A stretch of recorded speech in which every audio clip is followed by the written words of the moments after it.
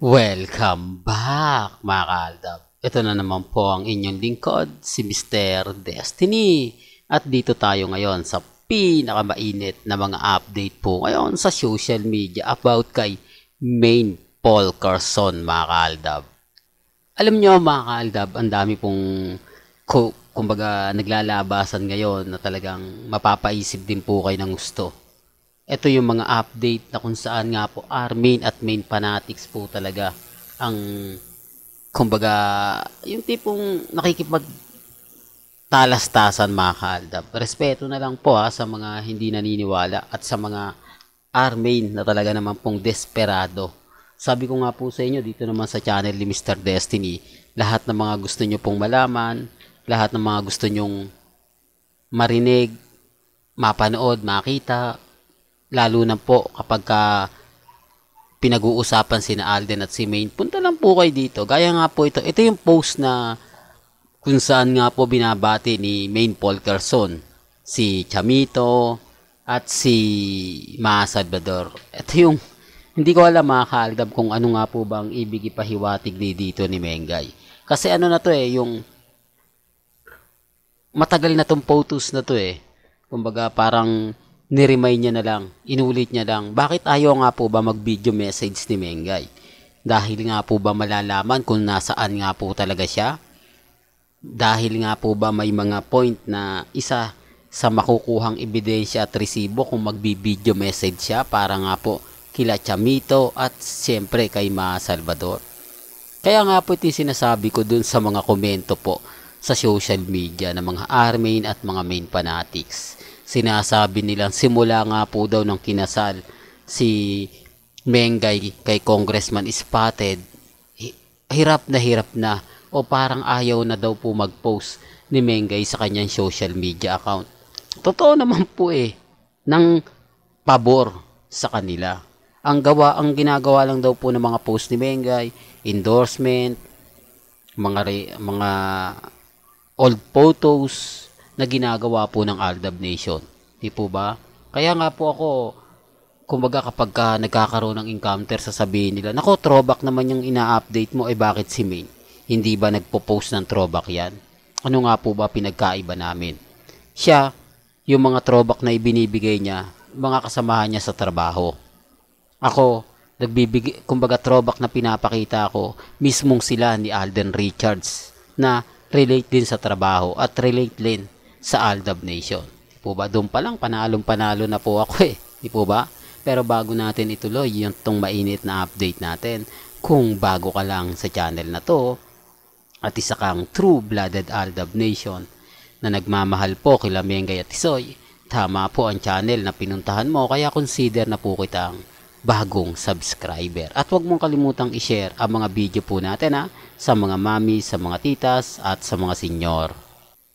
Remind ko lang po sa mga dumadaan sa channel ko, lahat po ng post ni Mengay, kundi po endorsement, repost, wala pong bago Kasi kumbaga nadadala po kayo sa mga masasarap, matatamis na sinasabi ng Armin at Main Fanatics. Gawa-gawa lang po nila yung mga posts, hindi po yun 101% totoo. Inedit lang po nila yung iba. Tapos yung iba po, totoo. Kaya nga po yung iba na nalilito. Tapos, kumbaga pumupunta sa akin, ako yung binabanatan nila. Hindi nila naintindihan, dinadaya po sila sa paningin po nila. Ang ibig kong sabihin, nagpo-post ang Armin na may halo. Hindi siya 101% na legit. Mag-e-edit, tapos may totoong picture, mag-e-edit. Yun talagang sinashuffle lang po nila para makakuha ng simpatya. Di po ba? Sample po. Etong picture. Hanapin nyo may mali na dyan. Di po ba? Dito pa lang makikita nyo na kung ano yung mali. Pinost yan ng Armin sa Instagram ni Mengay. Sino nga po ba yung paniniwalaan ninyo? Sino nga po ba sa tingin nyo yung mas nagsasabi ng totoo? Di po ba? Kaya nga po ito yung mga pinupost lang ni Mengay para malaman po nila na wala po siyang kasama. Para malaman nila na kumbaga ini-edit lang niya yung mga ginagawa po niya. Kaya doon sa mga taong magsasabi na sa USA si Mengay kasama ni Congressman Spotted, move on ka na Mr. Destiny. Pansin mo ba na hindi ka na tinatangkilik ng mga followers mo? Pansin mo ba na sobrang baba na ng viewers mo? Halatang pinag-iiwanan ka na ng mga kapwa mo Aldab Nation. Well, sa punto na yan, sabi ko nga, hindi naman po ako namimilit. Hindi naman po ako, kumbaga, pinupersa sila. Marami pa po rin pong Aldab Nation, kaya lang silent lang po sila.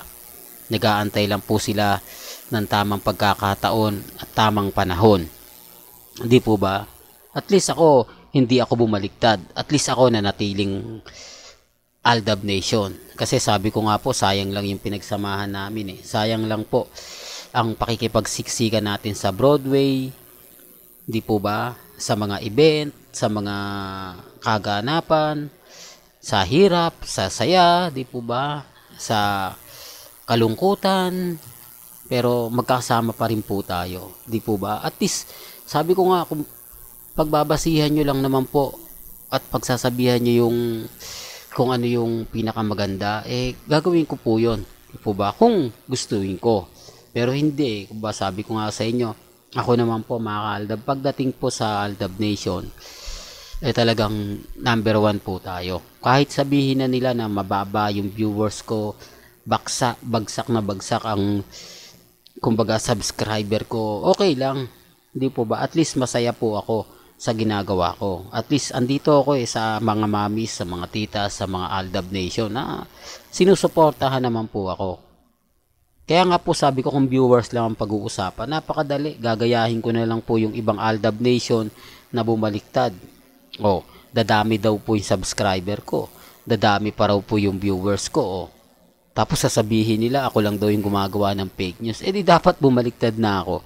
Iba na yung ginawa ko kung pamparami lang ng views. Sabi ko nga, yung mga mamis na matatag, yung mga titas na hanggang ngayon nagmamahal po kila Mengay at Tisoy, dyan na lang po ako kumakapit sa kanila.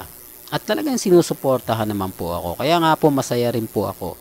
Sabi ko nga, kung may mga bagay-bagay nga po na kung iisipin ninyo, kung titignan ninyo, di po ba, kampante pa rin tayo at matatag. Basta ako, kung ano man po yung latest, at syempre gusto nyo pong malaman na mga post ni Mengay sa Instagram, sa Twitter, sa Facebook, para hindi po kayo malito. Ulitin ko lang po, re-remind ko po sa inyo, hindi po lahat ng napapanood po ninyo nakikita sa Instagram, sa Twitter, sa Facebook, lahat po yung gawa ni Mengay, hindi po. Ito lang po yung mga gawa ni Mengay, ito. Tapos ito yung post niya, yan. At ito po mga ka-Aldab. Bukod dito, wala na po. Kaya wag po kayong maniniwala kung anumang may makita kayo nakakaiba, hindi ito, hindi yon, hindi yan, di po ba? Kaya nga po sabi ko po sa inyo, depende na lang to sa mga magre-react at magkokomento. Basta sa akin kung ano lang yung latest, kung ano lang po yung trending, dun lang po tayo. Wag po kayong maniniwala basta-basta sa mga kumakalat po sa social media.